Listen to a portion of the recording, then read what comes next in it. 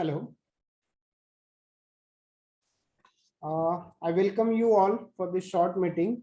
Actually, we are waiting for Mr. Ashok Saraf sir to join us for guiding us on the this platform.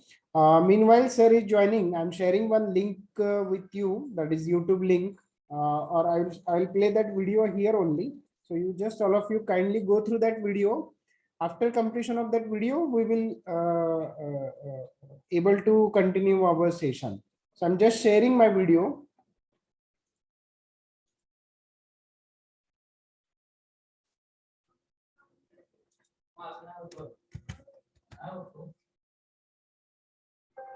We have this entire misunderstanding of what Darwin really meant when he said survival of the fittest.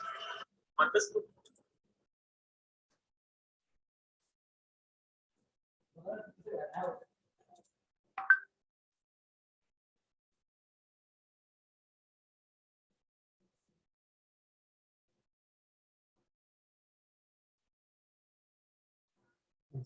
Tab share करता येत नाही काय कुठे येतो tab नाही open आहे ही tab share करायची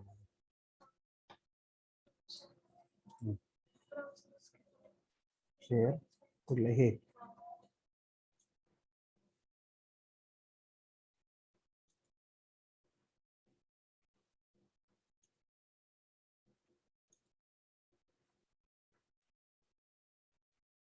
Hello everyone, and welcome to the class session for both foundation and advanced level. Today's title name is Roles and Responsibilities of Faculty Innovation Research, and how the faculties will be acting as mentor and will engage in post-training activities will be covered today.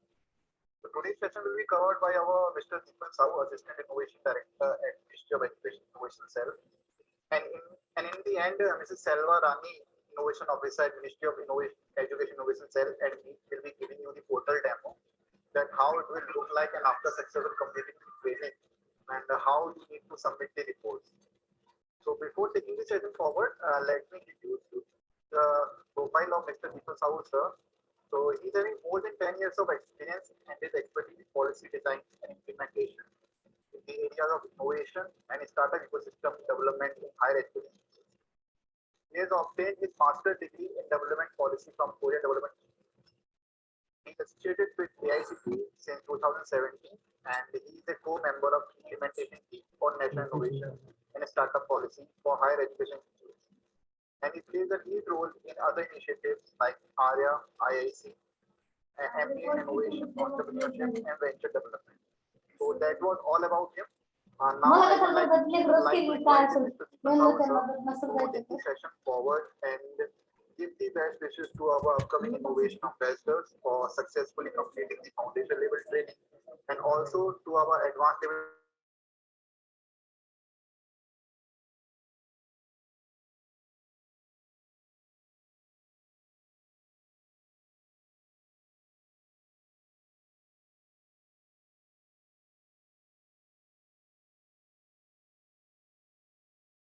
And Sarad, that all are taking their efforts and time to make all IIC institutions active and regularly talk to all the IIC institutions for providing information, addressing queries, conducting this kind of training programs. And I can see that the activeness of our institutions in promoting innovation and entrepreneurship activities in their respective campuses has been multiplied over years, and we are expecting this activeness will go further.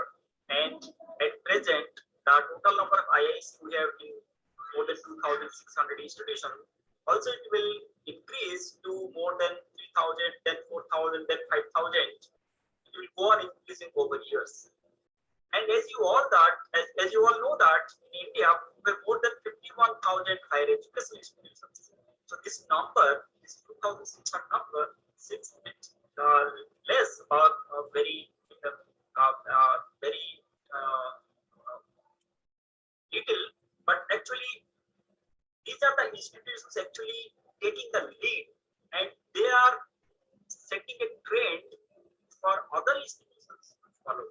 That means you all are belongs to the institutes. Actually, your institution has the potential to set the trend for other institutions and also inspiring the faculties from other institutions to take the similar kind of role what you are undertaking and your institution is undertaking. So taking in all these movements as a movement of pride, let's again congratulate you all for being nominated by your institute and also undergoing through this innovation ambassador training since 30th July. And finally, we reached to the day that is your last session. And again on 30th of we started 30th of June and now again we on 30th of July we are completing our sessions. So for both advanced level and for the foundation level, both the categories we have designed 16 sessions for each, and that's all the sessions covered almost all aspects of innovation and entrepreneurship and intellectual property generation task areas, starting from problem identification, then prototype development, innovation development, technology development processes, then touching upon the aspects of business plan development, business model planning, then touching into the investment aspect, and further like that we have covered each and every aspect of the value chain, which helps or which is actually required for each and every individuals to know about, because we are living in a very competitive environment, and in this competitive environment, to be innovative and entrepreneurial is very, very important. Neither it is very difficult to survive and thrive in this market, and that is the where actually these higher education institutions are started adopting this innovation and entrepreneurship components and strategies in their regular teaching and curricula, and also in the co-curricular and extracurricular activities. If you will see the trend of last 10 years to till today, this the current year, 5 years Hello, back, can you join the meeting, sir? concept of innovation and entrepreneurship. Hello, sir.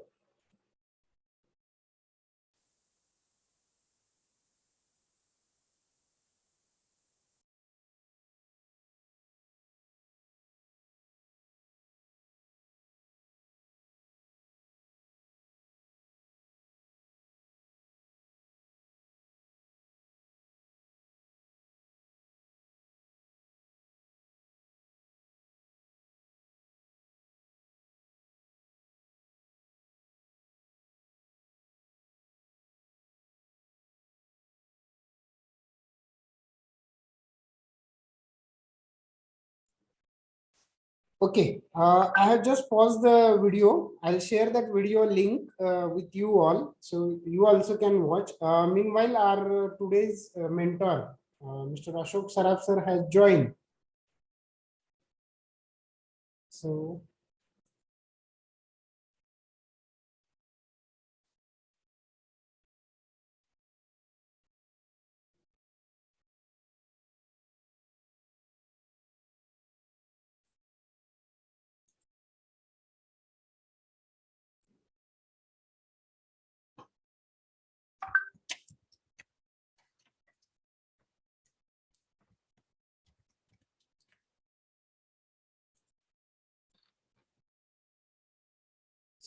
Ashok Saraf sir has joined. So I'll just give the brief introduction about our today's guest.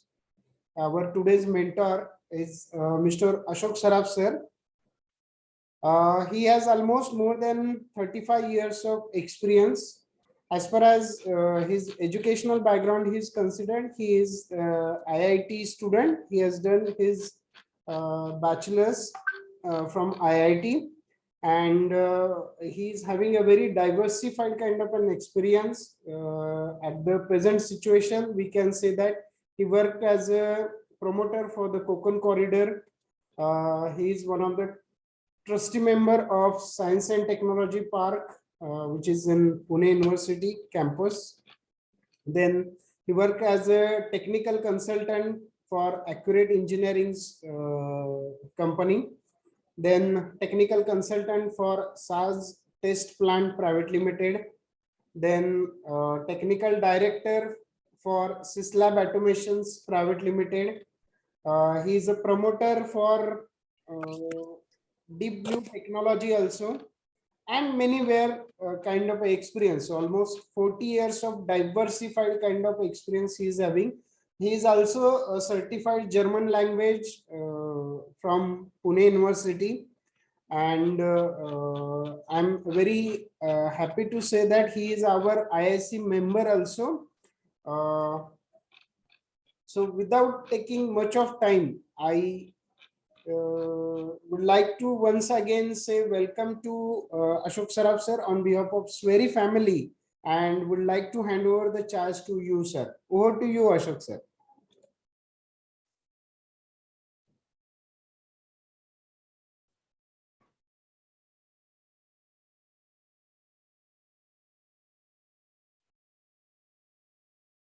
Hello. Yeah, I will just log in on the laptop. Okay, okay, sir. Okay. Sir, only 15 students are there from CS and other backgrounds.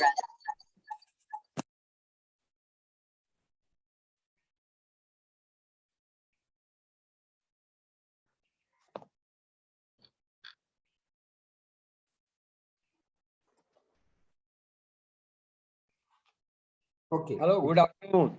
Good afternoon, sir. आता कुठल्या वर्षाची मुलं आहेत ही?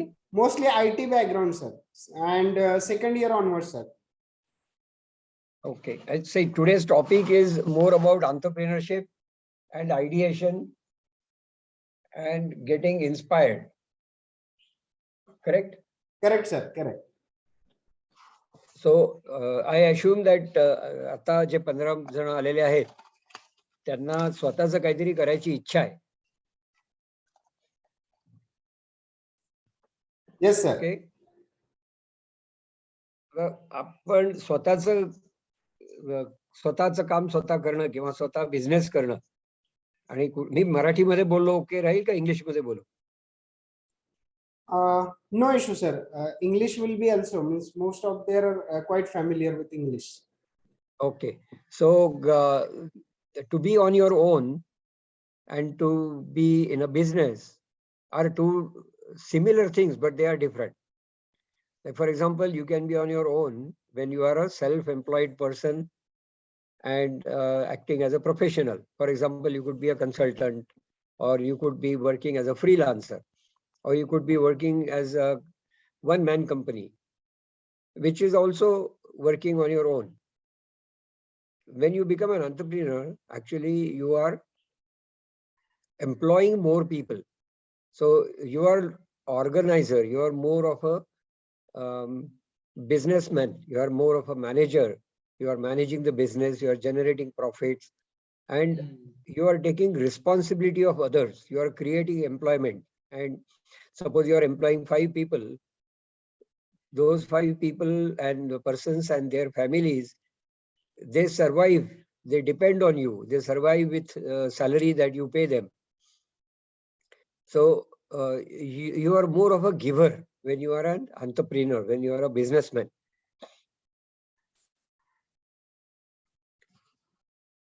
Is the difference clear? Is this clear? Students can You respond. can interact. If you're listening, you can just unmute and say. Yes, sir. Okay.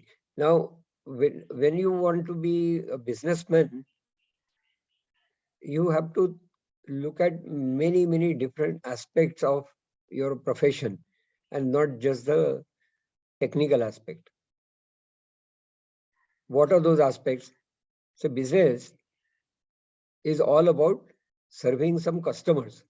So when you are thinking of a business and being on your own as a business, you have to first of all decide and clearly understand who are your customers. and you have to be inspired to serve them. I mean, you must be very passionate in giving service to those who are going to pay you something for the benefits that they get from you. So you have to clearly identify exactly which customers you are serving. Are these children? Are these young boys? Are these government organizations? Or are these shopkeepers or housewives? So different class of customers, different groups of customers exist in the market. It might be institutional customer, it might be individual customer, it might be small businesses, or it can be local government, and so on. So first thing is customer segment, which customers you are serving. Then second thing is what value you are proposing, what are you giving them? Why are they paying you? Because they are getting some benefit. Now this benefit is of two types. Either their pain is reduced or they gain something. Pain reduction or increase in the gain. For one of these or both of these, customer is willing to pay because he's getting something in exchange, which he finds worth it, or he finds that the cost that he has to pay is less than the benefit that he gets. Exactly, this is why somebody pays. This is clear? Why does anybody pay you? Why does anybody, why any customer pays to a supplier? Because he gets some value in return, which has a higher value than the value he pays. Compared to the price, he gets more benefit. So he is in profit. He gets something more for something less. And that is why the sale occurs. So you have to be clear about exactly what benefit you are giving to the customer and who is the customer. How much will he pay for it? Then you have to see how many such customers you can connect with. So before that, you have to find out how you will connect with these customers. How will you relate with these customers? So customer segment is there and the value proposition is there. And you are giving this value to this customer, but how do you connect with these customers? How do you interconnect? That is called customer relation. So you must identify how you will relate with the customer. And then how you will deliver. Suppose you are developing a software for Android and a mobile app, and you are creating a value for shopkeeper by giving him capability to manage his GST and the billing by using your software. So what value you are giving him? You are giving him a value by way of organizing his business and saving his time so that he can focus on the actual business of selling rather than doing the paperwork of managing the GST. And for that, he is going to pay you. Okay. Now, how will you deliver this value? How will you deliver this software? You are giving this value through software.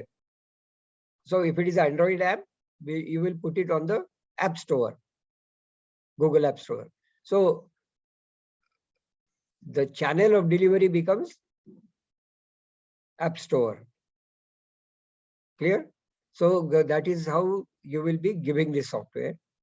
And how will you connect with the customers? How will they know you? How will you know them? That depends on what medium you use for connecting with the customers. So identifying the customers, understanding the value proposition, finding out how you will get connected and how you will deliver. This is one side of the story of the business, irrespective of whatever is the business. So there are 4 words to be remembered. One is customer segment. That is which customer you are satisfying. Second is value proposition. Third is customer relation. And fourth is channel. Now, with these 4, you get value. you get revenue, you get the money. So business income is decided by these four things. Then to deliver this value, to deliver this which is valuable to the customer, you have to actually do something. You have to create it, you have to produce it, you have to check it in quality. Maybe it's a physical item, then you have to produce, you have to package, you have to verify, and then you have to send it, you have to supply it to the dealers or to the shop, who is a channel for delivering it. If it is a software, you have to test the software, you have to release the software, you have to create a documentation, and you have to host it on the App Store. So there are activities that you need to do for generating this value for the customer. So these are called key activities.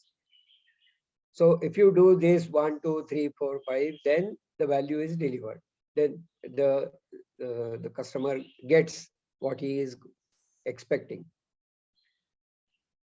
Okay, irrespective of whatever is the business, there are always activities.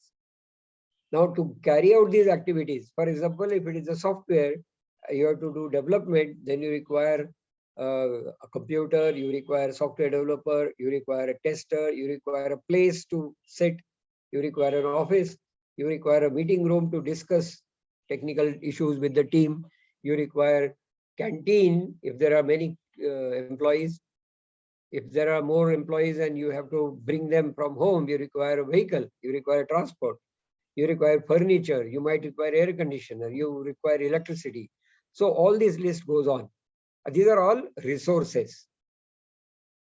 Man, machine, these are all resources. So you require key resources. For doing the key activities, you require key resources. Now, all the resources may not be available at your end. You can make use of other people's resources or other businesses by outsourcing the work, by giving the part of the work to be done by another business. So all those people who are working with you as a vendor, as a supplier, these are all key partners. So you have key activities. For that, you require key resources, and you have key partners who can supply those resources or carry out those activities for you. So you have three things: key activities, key resources, and key partners. For this, for carrying out these activities, or acquiring and using the resources, or also getting the work done from partners, you have to pay. So that is a cost. So first we saw what was the income, and now this is a cost. So in your business, you have to plan this, you have to estimate what will be the cost. You have already estimated the income by way of revenue, by sale, by estimating the numbers of the customers in this customer segment and the value that they're willing to pay. So you know that the income is so much. And now on the other side, on the left side, when you are doing this key activities, key resources, and key partners related thinking or planning, you calculate the costs for doing these things. So if the revenue is more than the cost, then you are in profit. Then the business can continue. If the revenue is less than the cost, then the more you do, more you sell, more losses you will make. For every sale, you are spending more than what you are getting. Then what will happen? If your business grows, your finances will go down because you are making more and more loss. So that business is not viable, it is not sustainable.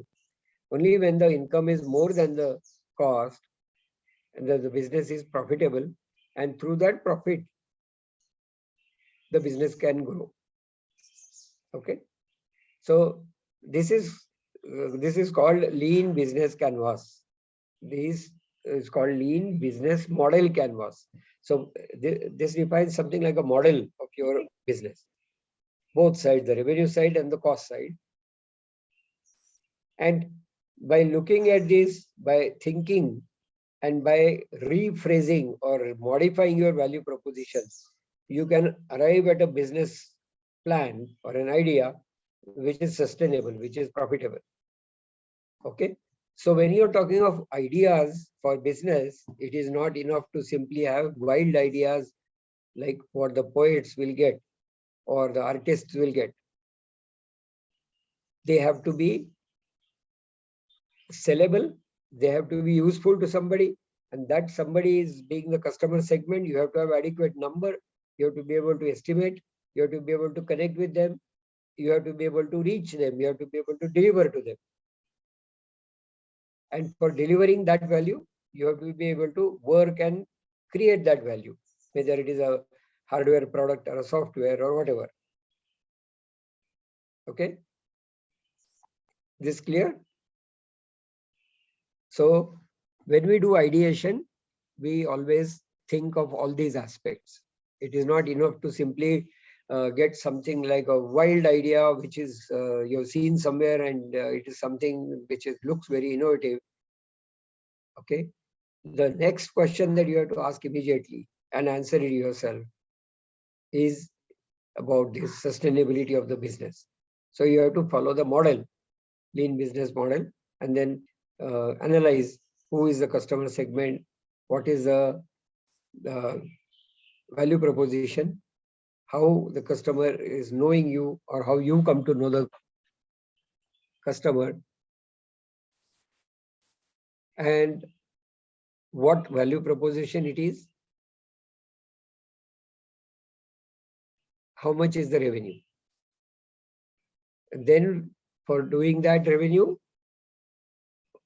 how much it is going to cost you to carry out those activities. Is this clear? So far clear? Somnath sir, is it clear? Any questions?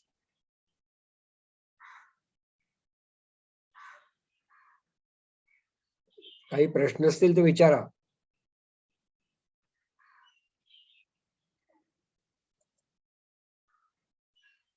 Yes, any question from your side, students? Any question, challenge, or what you have?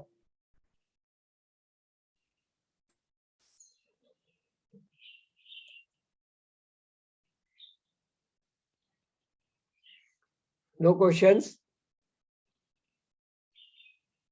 No questions? Fine. Now I want you to prepare this exercise yourself. I will just draw a diagram to show how to draw this exercise. 1 minute, give me a minute.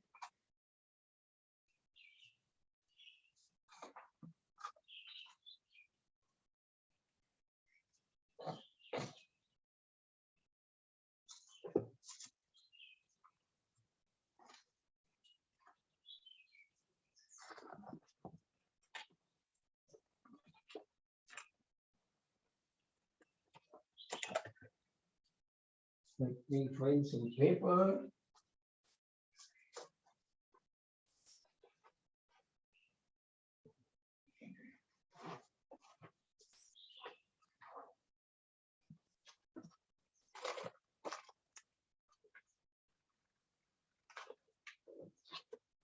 Can you see this?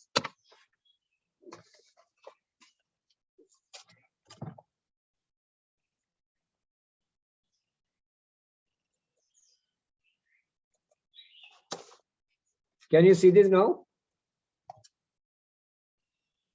Yes, sir.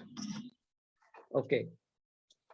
Now take a paper like this and you write here CS, customer segment. So this is your paper. On the right hand side here, you write CS. Okay. And here you write down who is the customer, for whom are you making this, whatever you plan to make, for whom you are making, who are the customers. The way you describe the customer has to be such that if you meet that customer on the road, you should be able to recognize It should be as visualized as possible. So अगदी त्याचं मूर्तिमंत रूप तुमच्या डोळ्यासमोर यायला पाहिजे कस्टमरच्या. You should be able to virtually visualize that person who is going to be your customer. The purpose is that if you don't do that, if you can't recognize the customer, then your business can't succeed, because you won't even know whom are you going to sell it. Then you write CR. How will you reach these customers? How will you connect with these customers? So CR, CS is one thing. Is this visible? Somnath sir, हे दिसतंय का? Yes, sir. Visible, sir. Okay. So customer segment and customer relation.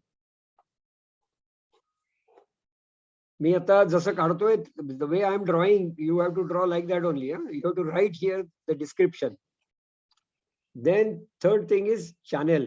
How will you deliver this? CH is channel.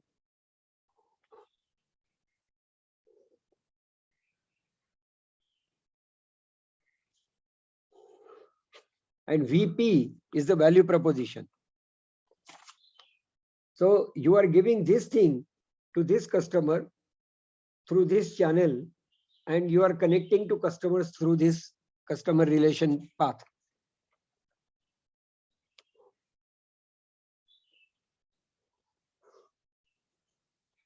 Below this, you divide it in half. The page is divided in half here, and here you write revenue.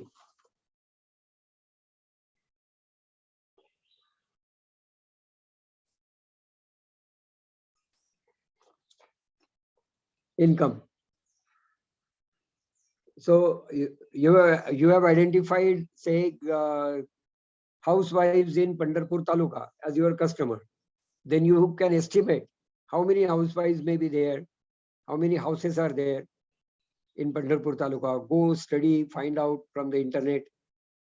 Then you are making something by which they will buy your product once every month. Suppose there are, say, 2 lakh households or 2 lakh housewives are there. Suppose 10% of them, that is 20,000 of them, buy your product every month. You have made some magic soap or something, and they are going to buy it from you. Value proposition is that they are getting a compound, a soap which is cheap, which is good, and which is very useful against corona. So it is something that that is cheaper than using any other soaps. It is basically specially designed soap for corona. Suppose, yeah, I mean, just out of the hat, I'm just giving some example. And suppose you are selling it at 5 rupees only. Every month, one lady is going to buy it, and there are 20,000. So what will be your income? 5 rupees into 20,000. So it will be 1 lakh rupees per month. How will they know that you are making that soap? So this is where CR comes in. Okay, it is Pandharpur Taluka. You will put advertisements in all the villages at prominent locations. And through this advertisement, they will come to know. These advertisements might be painted on the wall, or it might be a banner. You have put the banners on all the bus stops, let us say. And that is how they come to know. How will you deliver these soaps to them? You can give them through dealers. You can, all the Kirana shops, they will be keeping that soap. Okay. So you have decided that they will be delivered through provision store. Now, in order to give this value, this 5 rupees soap to these housewives in Pandharpur Taluka, see, defining the customer segment by location, by age, by economic background, by the characterization or characteristics of the customer. What are the buying habits? What is the value for that customer? What is affordable for that customer? All that thing depends on the customer image that you have, the actual customer that you are imagining. So therefore, it is important to imagine it very clearly. Okay. Now, to give this value, you require to do key activities. We just saw that you have to do key activities. So on the left hand side, in this column, you divide it in two parts. One is key activities, and the second is key resources. So for example, for manufacturing that soap, you will require some chemical plant, some processes, some raw materials, that is key resources. You will be, first of all, designing a soap package. You are getting the technology for making soap. You are getting raw materials. You are doing processing. You are doing packaging. Then you are doing transportation, logistics. These are all activities. तो साबण तयार करून कस्टमरच्या हातात जाईपर्यंत जे काय करावं लागतं, all that has to be listed here. की मला हे करावं लागेल. This is not very difficult. If similar activity करणारे दुसरे लोक असतील तर आपण जाऊन बघायचं आणि otherwise you see what the others are doing or you imagine what may be required. But write down all the key activities. Then write down what are the resources that you require for carrying out these activities. And then the last thing is key partners, KP.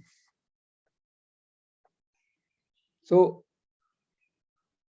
who will supply the technology? Who will supply the equipment? Who will supply the raw materials? Who will give the money for buying the raw materials and the machines? Who will be transporting? Who will be providing the manpower? Who will provide electricity? All these are partners. MSEB, MIDC. MIDC gives the location. MSEB gives the electricity. Bank gives the loan for working capital and also for the equipment. So these are all partners. And getting these things done, actual activities, requires cost. So with this revenue, 1 lakh rupees per month, with these activities planned out every month, if the cost is less than 1 lakh, then your business can fly because it is then making some profit. If the costs are more than the revenue, then you have to change something. You have to either find another customer or find another value proposition or modify the activities and reduce the cost or do something or the other. But then if this is not sustainable, what do? You take a new page and repeat this exercise with a new idea. So whenever you get an idea that you want to convert into a business, before you actually do a business, you do this exercise. You can do it with the help of friends or teacher or by yourself, and you can actually meet other businesses of the similar type to understand more things about it. Is this clear? The ideas you can get, but that idea has to be verified to see whether it can become a business. So what I taught you just now, what I told you just now, was discovered as a technique of developing an entrepreneur by observing successful people who do their own startup. This was done in Stanford University in USA, and this model was proposed as a framework by Mr. Eric Ries, and he has written a book about this, and it is called Lean Business Model Canvas, what I just explained you. It's not very difficult, but you have to do it yourself and in detail. If the idea is not profitable, if the costs are more, or you can't complete the sheet because you don't know, go out and study, ask questions, meet people, but prepare that sheet. And if the idea doesn't come out to be profitable, then change it. Don't get disheartened. Edison must have tried out hundreds of things before he invented a bulb. So finally, you will get a champion. You will get an idea which becomes, which creates fantastic business. There is fantastic value proposition, and your costs are virtually nominal. and you have something unique. That is, competition can't be there because nobody else has that. And your value proposition is such that they have to buy it. They have to have it. It is like monopoly business. Only you can supply it, and they have to have it. Then they will keep on buying, and then as the population increases, as the number of customers increase, or your channel increases, your business grows. Okay. So this is what I wanted to convey. When you think of value proposition and customer segment, these are the important points for ideation. For whom and what are you interested in giving? What are you interested in giving, and to whom?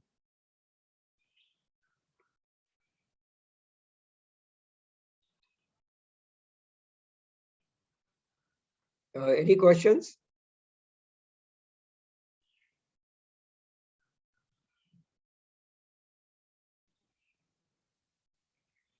Feel free to ask. I think we still have some time, right? Somnaji, do we have some time?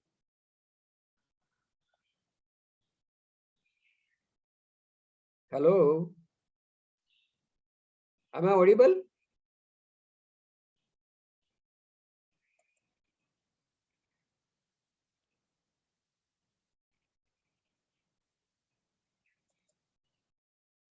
Can you hear me? Yes, sir. ऐकू येते ना? Yes, sir. Yes, sir.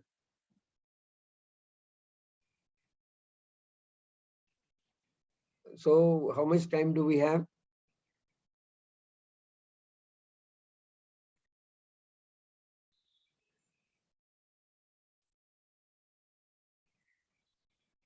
Is there any faculty there? Ms. Somnaji is there?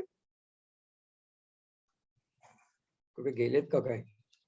Anyway, ask if you have any questions. Ask. तुम्हाला काय करायचं असेल त्याच्याबद्दल एखादा आपल्याला काही चर्चा करायची असली, if you want me to discuss, please go ahead. Ask me a question.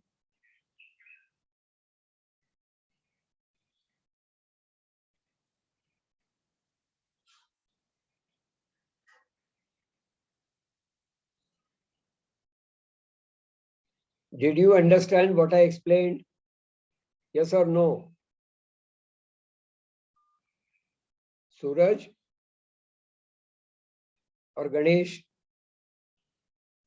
Gorakh?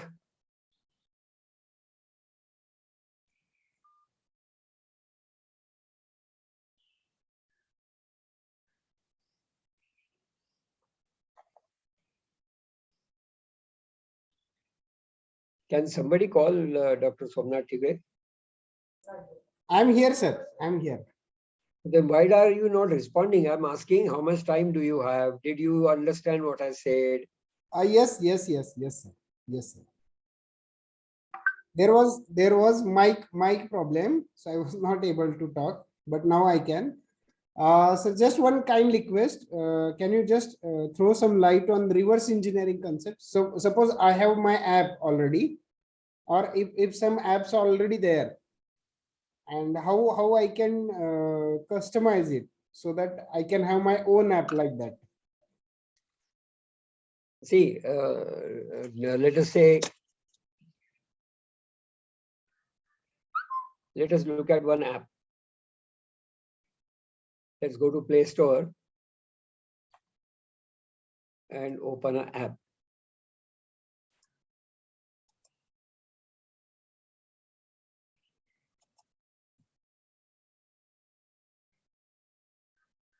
Any app has got 3-4 components.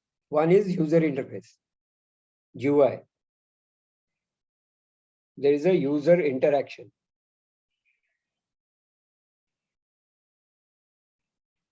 Let us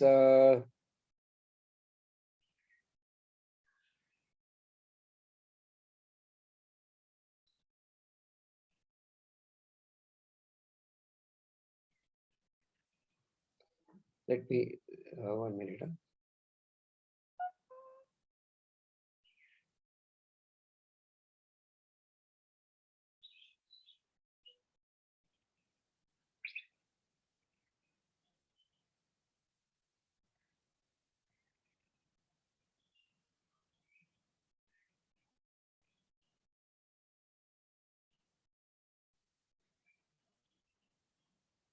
Let us take an example of, say, music.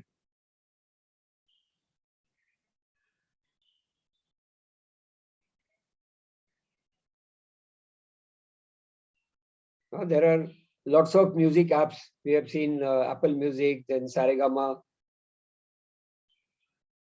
Hangama. There are a lot of music related apps. So if you just see multiple apps, you go to App Store, you will see many apps. Each app is basically designed for serving some purpose for some people. So if you are doing a reverse engineering of an app, you have to apply the same logic that we applied first. Identify who are the customers for that app, why they are going to buy that app or use that app, what value they get, then how that value is being given by existing app, and you have to give the same value to the similar kind of customers. Okay, then the value comes by way of ease of using the app.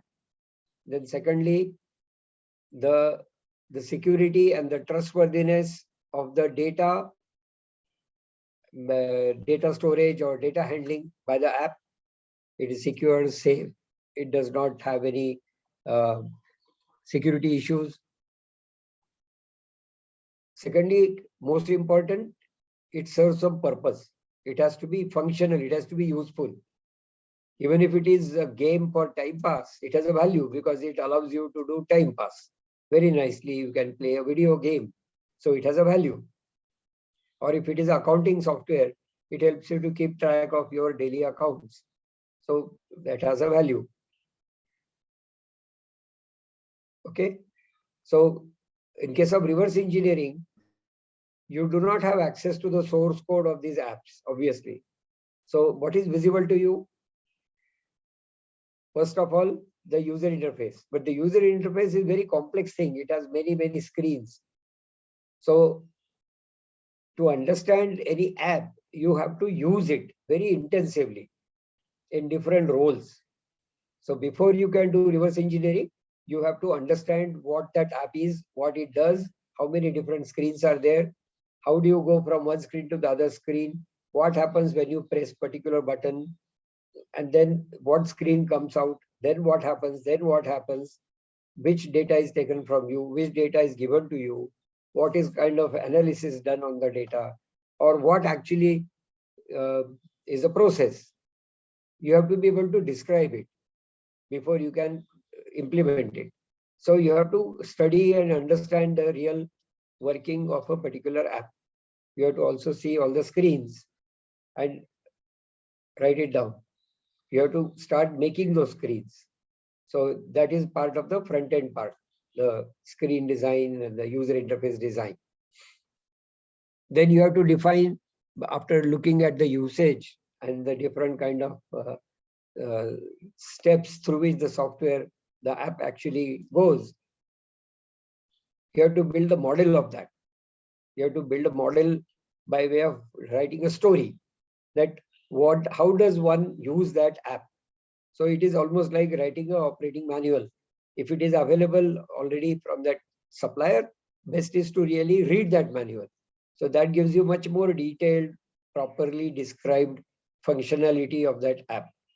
So whatever it is, if it is documented already or you end up documenting it, most important is that you as a developer, you have to study and understand that app in detail in terms of the sequence of actions, what is done with the data, what reports are generated, what is shown on the screen. All that has to be well understood and well documented by you. Then comes a question of implementation.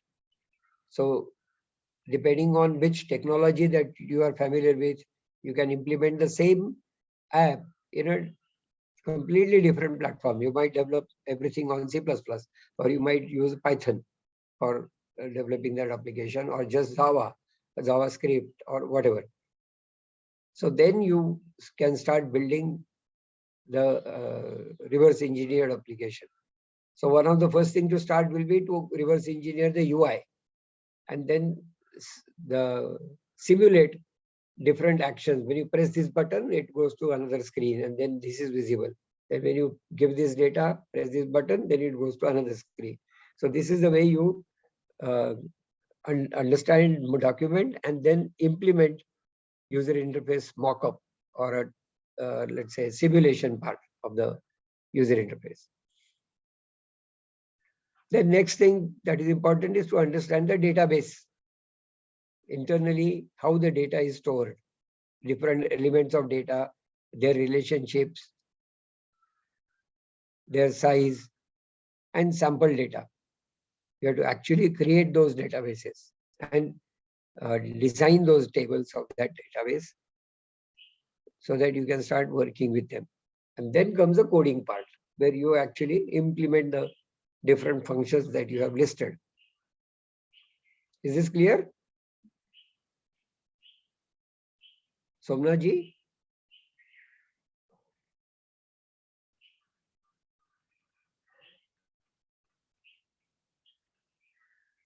Guys, no. Hello, sir. Yes, sir. Is it clear?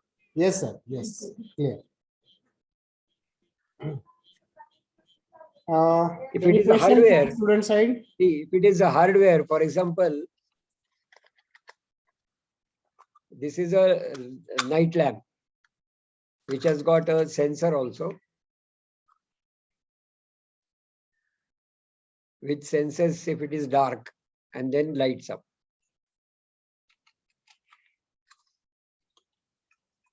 So if you have to do reverse engineering of this kind of a product, what you do, you actually dismantle it. So this product is dismantled in these two parts. This is the front part with a display, a small window here. And actually this front part is also made up of two different parts. This is one and this is another. Actually, even this one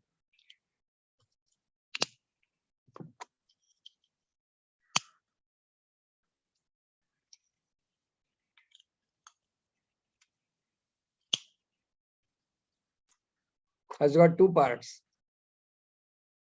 There is one transparent plastic part here, which is fitted as a window in the center.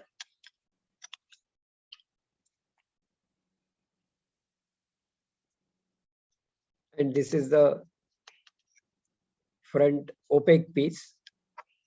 This is a front translucent piece.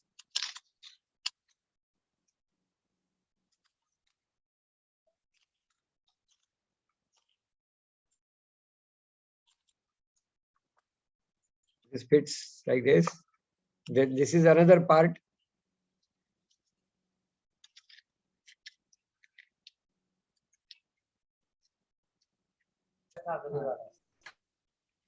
In which there are two parts again.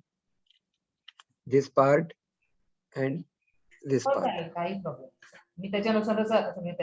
And this part has got again small parts in it.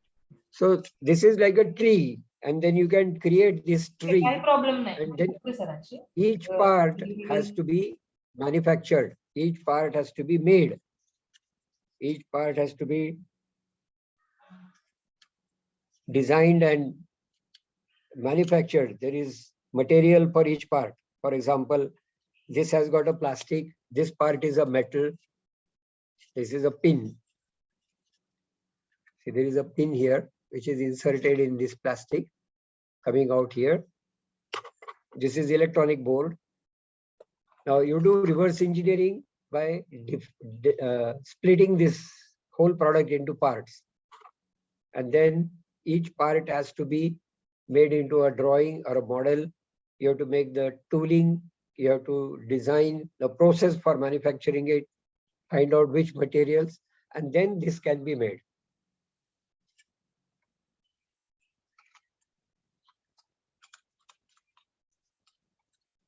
Even though it is an electronic product, you must realize anything physical is mechanical. Finally, it's all mechanical. It is a thing which is to be machined or molded, and it has an electronic circuit inside, but that also is a mechanical piece. It is a plain board and components are to be soldered on that. Only software has no physical thing like this, but internally it has a structure. It has UI, it has a backend database, it has the logical processes. And with these three things, there are more details, like there is a user interface for admin, user interface during different situations, and there's a whole lot of user interfaces. Also, within one user interface, there might be multiple possibilities depending on which mode you get into. So all this is a structured approach to user interface documentation. Then internal database also has got a structure. There are tables, fields, multiple tables having relationships, and so on. And the processing logic, the sequence diagram, that is when this happens, then something happens, then something happens. You know this UML diagram, sequence diagram, where you write how different things interact with each other. In the software, similar thing is happening. When this button is pressed, then something happens there in the database, then this output comes. All this logic is also in a structured manner, it can be documented.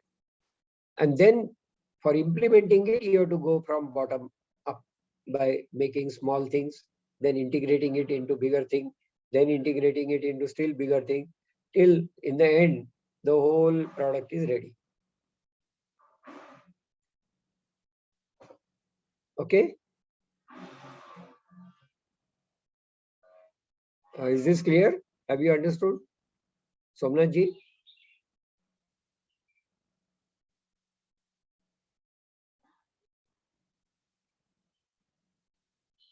Why such a long delay in answering my question? I mean, is it something difficult for you to unmute and speak? Are you there? Are you listening? Yes. Yes, sir. Yes, sir. Yes. Then why don't you respond? Why do you take such a long time to respond? कारण दुसरं काहीतरी चालू आहे का background मध्ये का हे यांचं चालू आहे आपलं दुसरंच काहीतरी आपलं काम चालू आहे मधूनच मग लक्षात येतं की अरे काहीतरी विचारलं वाटतं सरांनी. I hope that doesn't happen with the students. These are keenly interested students. So okay, but then why they don't respond? I'm curious to know. I mean, is it a technical issue?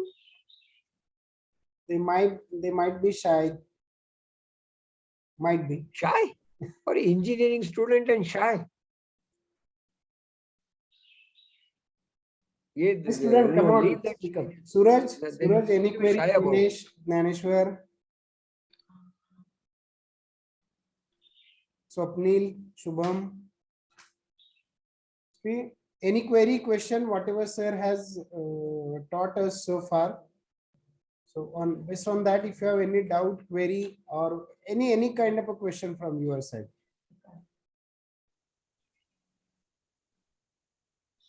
Anyway, doesn't. I think they are. This is not something of their interest, probably. But आता किती वाजले? Can we stop now? Yes, sir. Yes, sir. We can. Okay. Thank you very much. So thank you, sir. Thank you very much for enlightening us with this kind of innovation ideas and startup point of view from your side. Thank you very much for your guidelines, your active involvement throughout the session, sir, and kind of a demonstration you did.